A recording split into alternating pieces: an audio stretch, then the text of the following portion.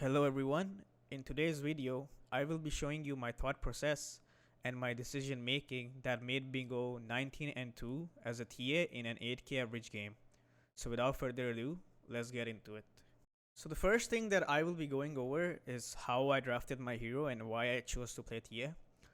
So I picked this hero in the second phase. The only heroes that I saw before picking TA was Skywrath Mage and Treant Protector. So I had an idea of where these heroes would go. Treant would go position 5 and Sky would go position 4. So based on my carry hero pool, the only hero that's good against Sky in lane and during the mid game is TA, because Sky cannot do much to TA because she can tank all of his damage. And you could argue Treant is pretty good against TA because of his armor, but TA is my go-to comfort hero, so I decided to go with this hero. The next thing I will be going over is my early itemization. So every time I go inside a game, the first thing that I see is what kind of matchup I will be facing. So in this case, if I look at their lineup, I can probably tell that Draw is going to be safe lane, Primal Beast is going to be off lane, Tiny is going to be mid, because Tiny off lane is really bad. And it's probably going to be Sky plus Primal Beast in the top lane against me. So usually there's a few different builds that you can do. You could go for the Wristband Components build, or you could go for the stick build. So in this case, neither Sky nor Primal Beast like to trade. Like, these heroes are mainly magic heroes. They're just gonna burst you down 100 to 0 really quickly. So having any form of armor or trading components don't really help you in any case in this lane. So the only thing that I can opt for here, which I think is the best, is going for the stick build, because Sky is gonna use the spells. I'm gonna get a few stick charges, and then it would allow me to survive in some cases. The Fairy Fire is for the same reason. I could go for a triple branch, but instead I opted for the Fairy Fire. And another thing is that in this lane, the only way that I die, like if I think about how I could die in this lane, is if I get slowed and run down by them. And so for that purpose, I need my boots as soon as possible. So if you go for the red band components, you spend 200 gold on the red band recipe, and then you have to get another stick, and then you go for boots. That's like a lot of gold, so that doesn't work. So this is why I go for this build, which I could just get boots really early on, and that would increase my chances of survival. Moving on to the laning phase, I will be explaining a few things here, starting from my skill build. So I go with Meld level 1 for several reasons here. Number 1 being Primal Beast is a melee hero, and he doesn't have any spell to secure a creep. So he has to walk up to secure last hit. Every time he does that, I can use Meld to harass him. And the second thing is that I can also use it to secure last hits for myself, since my Disruptor doesn't really have a spell that secures last hits reliably. Meld does a better job. And the third thing, the most important thing, is that I can use Meld to dodge Skyart's W, which is the concussive shot. So you're gonna see here, as an example, I dodged the first concussive shot with my Meld, and then I used the Meld on Primal Beast. This way I harass him and I don't take any damage at all, which leads to me denying this range creep of mine, securing every creep, because these guys can't contest me anymore because they're super low. So now Primal was forced to use a salve. After the first wave, I'm stuck in the situation where I have to tank 4 creeps under my tower. I have a few choices here. I could drag this wave out of the tower here and wait for my creep wave to align with this creep wave, so I don't have to play somewhere here.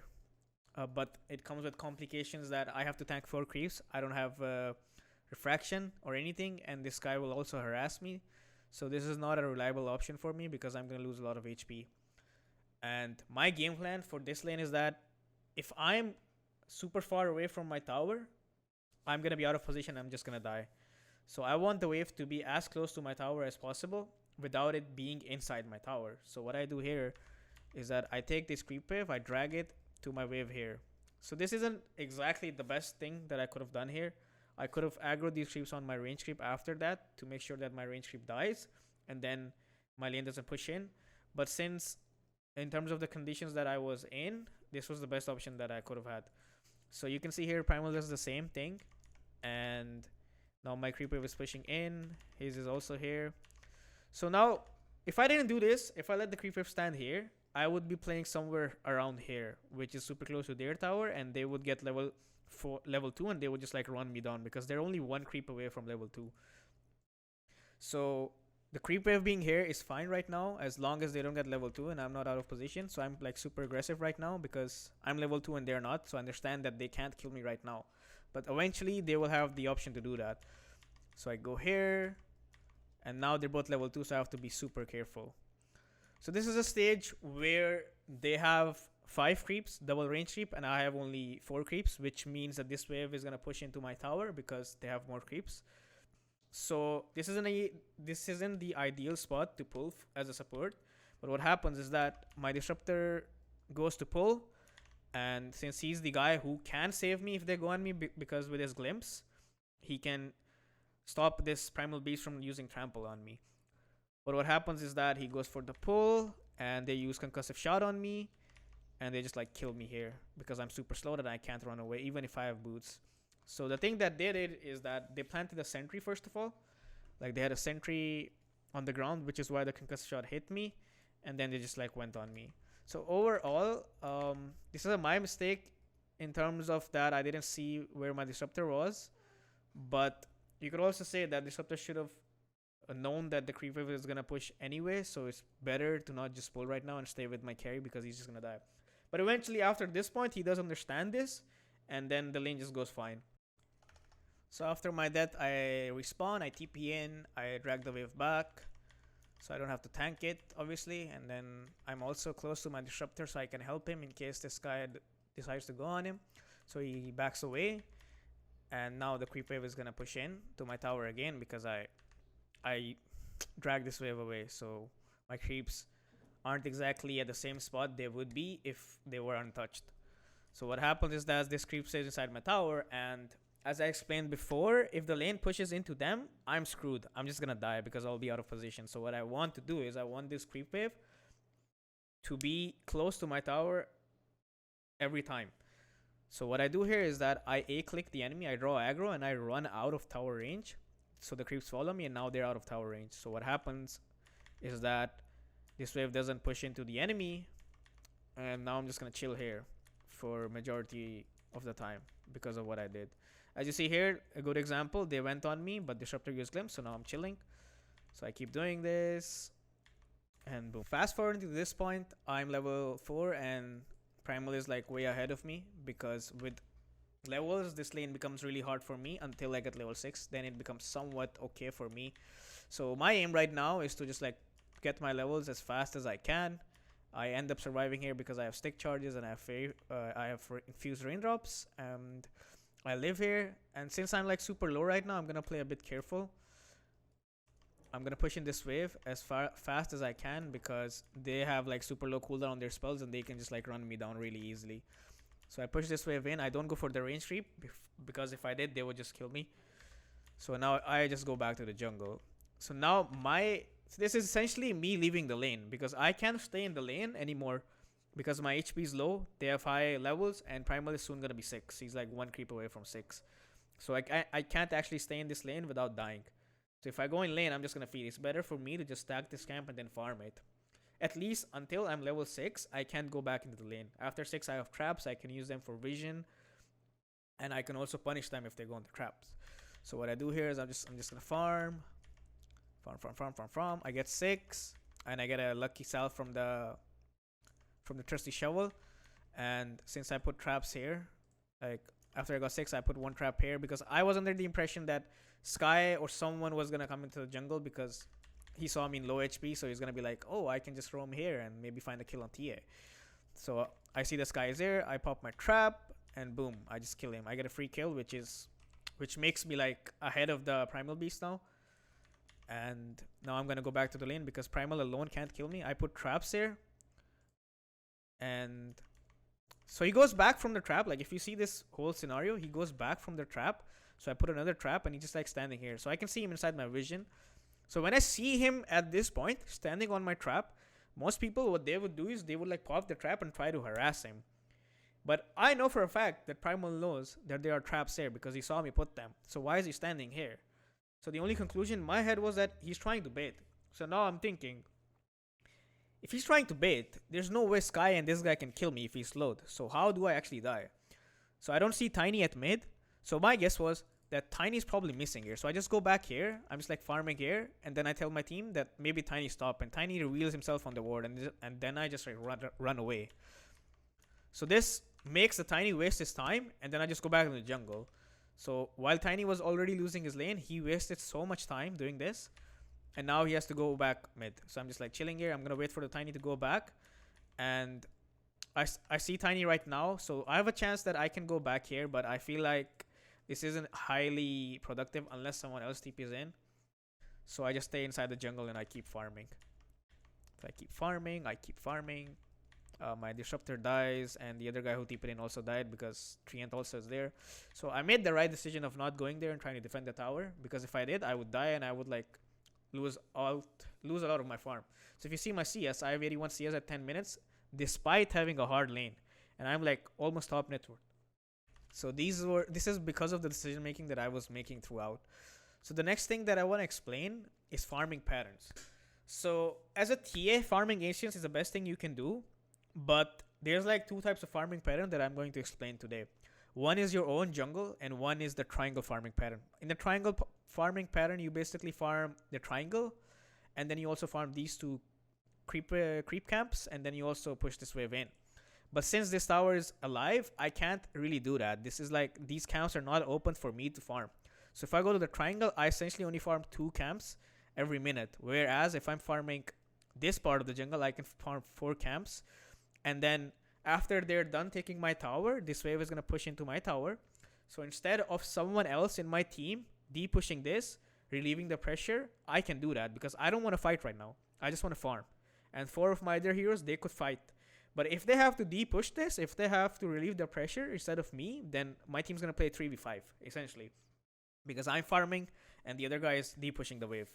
So when I'm farming this jungle and I'm also pushing this wave, I'm also farming. And not only that, I'm also doing something for my team that is helpful. So that's why I'm just like, I stay here instead of going for the triangle. So I'm just pushing this in. And my team's taking bottom tower. So as soon as the bottom tower is going to open up, I'm going to look to move towards the bottom area. So if you see here, I'm just like farming. I'm going to farm this.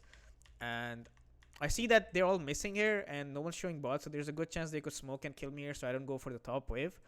I farm this again. And then I just move towards the triangle. So the reason why I'm moving towards the triangle is now the bottom tower is dead. And these camps are opened up, so I can just like do this farming pattern because this is better than this one, obviously, because you get to farm Ancients every minute, which gives you a lot of gold and XP, and then you can also pressure the enemy team continuously by pushing this wave in. Like basically this is your area now, so you can farm there, which is better than being here because this doesn't really do anything productive rather than just like relieving pressure, which someone else can do right now. So before going mid, I put a trap at mid. I always do that, and I also give my team share. You can do that by doing this. Like you can give your team share of the traps. So the reason why I do this is that if I'm farming, my team can just use my traps and like kill people. But I see this, so I decide. So first I decide maybe I don't want to be here, and then I see Tiny walking into my trap. So I pop the trap, and then I decide to join this fight. We end up killing Tiny. And then maybe we can take this tower. Like it could be like we have 20 seconds. Maybe we can take this tower, but we decide not to because they have Treant armor. So we don't want to like fuck with that in any way. So I just go back. I farm. I keep farming because I want my Deso to be there as soon as possible. So at this point, basically, if I don't go free camera, like right now on the map you can see them, but I don't see them. So basically they smoked on me. And I had somewhat idea that maybe this can happen, but if Tiny was showing bot, then this really doesn't happen. Like I don't see them killing me because logically I would want the Primal Beast to be farming somewhere top lane. He's trying to get his BKB because he doesn't have it, and without Tiny's blink, they can't really go on me. So this move doesn't essentially work. If they find me here, this doesn't work in a sense because I'm near to my team and this guy can glimpse and stuff. So them smoking to this triangle doesn't work. But since I already farmed it and they were like a bit late, they got a bit lucky and I get caught here. They go on me. I'm running a bit. My team comes for my cover. I try to survive as much as I can. I think this was a mistake. I should have ran back to my tower and then fought. So this is a mistake from my part, and I just end up dying here. So these are like probably the two deaths that happened for me. So after my last death, I just kept farming. I'm 100 gold away from my Desolator, and I just keep farming, and now I have my Desolator. So I see this happening where they catch my Treant. So now I'm moving towards the Treant. So I want, like, basically my intention is that I want to fight. So if we see Treant here, there's a good chance that the enemy is also moving towards it. Like you can see Tiny moving towards here. So that means they want to fight. So essentially, what I could do here is, like, I have two choices. One is that I could go bot and push this tower in. I pressure it and keep farming. Or I could go here and I could fight. So I decide I want to fight because I have my Desolator coming. There's like a few reasons why I want to fight here. And why this is a good spot for me to fight. So basically, if we manage to kill Treant first, then they don't have any AoE control for us. And if we win a fight here, that basically opens up Rosh for us. And since I'm TA, I just want Rosh as quick as possible. So what happens is that a fight breaks out. I'm going on whoever the first target that I see. They're on my trap. I kill the Tiny. And, like, you know, they're like really, like, their fight really split up. So now they're bound to lose. So I kill the Skyrat. And then we kill this guy. And then now Rosh pretty much opens up for us. So now I just tell my team that we want to go Rosh as soon as possible. So when this happens, I have some idea, like, they know that we are going to Rosh, obviously, because it's in a higher reach game and we want to fight near Rosh, and they know I'm a TA, so they know that we're Roshing. So now I'm telling my team that Tiny has a dagger and he's going to try to steal or, like, delay the Rosh in some way because he's alive now. And the Rosh just started. So we're just farming here. I asked my disruptor to put a ward here so we can see them. So now this is happening. So we see this Draw Ranger and we see this Treant. So now we can finish Rosh, or since we have vision on them, what I want my team to do is that I want to fight them before we take Rosh, because since they are in our vision. So we completely ignore this. I go a bit to the right side. If we go a bit back, so this is my player view, player perspective basically. So I see this. I go a bit back because I want to stay away from Treant's overgrowth because he didn't use the last fight. So I dodge it. I go here. I kill him. Boom. Now they don't have any control. And since they caught up with Draw Ranger, I'm going towards the draw. I kill the draw, and then I'm going back in to finish Rosh. And I see them, they're still going on it, so I don't hit Rosh. I just stay a bit to the right side, like if you see my hero, because these guys are going to go in. So what happens is that Primal Beast goes in, and he gets on top of my trap, and I don't get caught in position to die. Like Tiny goes at someone else instead, and Sky as well. So now this Primal Beast is completely isolated. We kill him. And then we just go Rosh. Now they can't stop us anyway. So I just finished Rosh. And after this point, the game's just easier. And we decided to take this tower. So fast forwarding to the next point, because I think this video would be super long if I show every single detail, which is not necessary. So we got Rosh. We didn't essentially try to, like, fight. We just, like, increasing our farm. I want to farm my dagger so I can be more mobile. I want to farm my BKB so I don't die. Basically, we're securing the game instead of, like, you know, just being super weird with our moves. We're farming the map because we're ahead and everything. So what happens here is that I see Primal Beast there, and I see that he's going towards my trap, and his team is trying to fight mid. So instead of TPing mid and fighting with my team, what I do is I try to limit this guy's movement. I slow him here, and then I go on top of him. I'm hitting him. I force him to use his ability. He goes here. Now he's like super low HP. So if he goes in a fight, he has to be like super scared, even with BKB. So I'm moving like this. I'm in a really good spot. I see the fight, and now I'm hitting this Primal Beast again. And look at their HPs. They're all so low because Primal couldn't join the fight. Because I was just, like, you know, taunting him and, like, stopping him with my traps, and, like, I was hitting him continuously.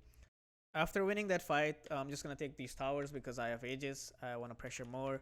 Since I know they used fortification early on, and this was the first tier 1 that died, I know they don't have fortification for this, and Treant is dead. We pressure this tower.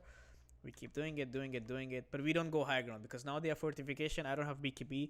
We could very easily throw the game. So instead, we're just going to increase our lead and keep farming towards my BKB, and we're going to, like, pressure some other towers. So with the Aegis that I have, I'm continuously just playing the map, trying to fight if I can, but I'm not doing any risky moves. I'm just, like, farming or just completing my BKB, trying to do that as much as I can. So now with the Aegis gone, I don't try to push this tower because of obvious reasons. If I die here, then we just like throw the game. Fast forwarding, there's like not much to see here. We're just like owning the game now. We have 14k lead because of the things that we did before, because of my decision making that I took earlier on. I haven't died, and I'm not gonna die anytime soon. Like not anytime soon. I don't die at all after like for the entire game now.